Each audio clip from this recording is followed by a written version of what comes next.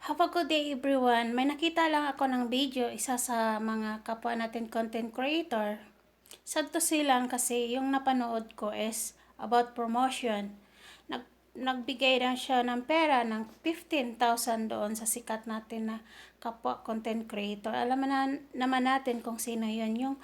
Yung 1 million plus na yung followers niya. Di man nung nagbigay siya ng 15,000 pero wala namang nangyayari. So, makapagpabago pala yung pera sa isang tao. Oo.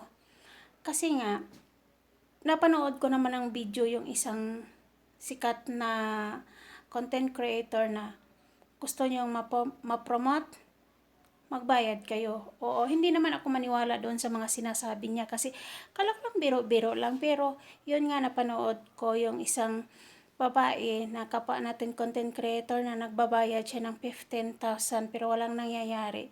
Umakyat nga daw yung sikat na content creator sa live niya pero parang nagmamadali, busy sa cellphone niya.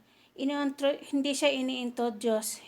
Yung sikat na kapwa content creator, yun ang nag-introduce sa sarili niya. Mismo sarili niya ang ini-introduce doon sa mga followers. Hindi yung nagbabayad. O dapat sana, kung maghingi tayo ng mga promotion or bayad or ano pa man yan, dapat asikasuhin din natin. Dapat sulit din sana kasi yung pera hindi naman yan basta-basta lang nakikita mo dyan sa daanan. Pinaghirapan din yan.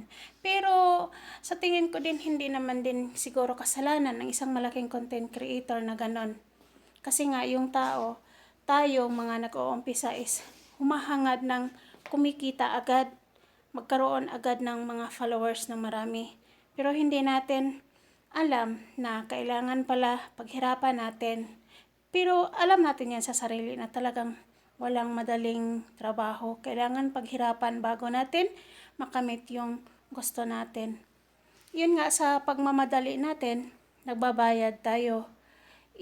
Tapos, pag hindi tayo masulit yung binabayad natin, kasi yun na nga, ayaw kong maghusga. Pero, hindi ko alam din kung sino ang may kasalanan. Siya or yung nagbayad. Oo. Pero, maging aware na lang din tayo.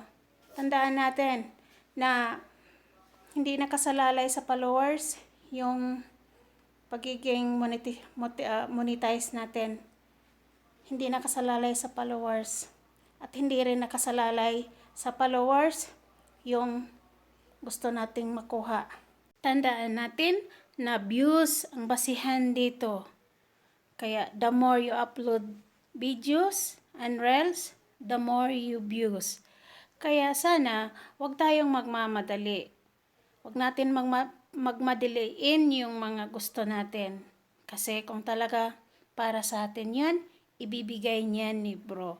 Kaya magtiwala na lang tayo sa sarili natin. Huwag tayong umasa sa iba na magkaroon ng followers, magkaroon ng maraming viewers.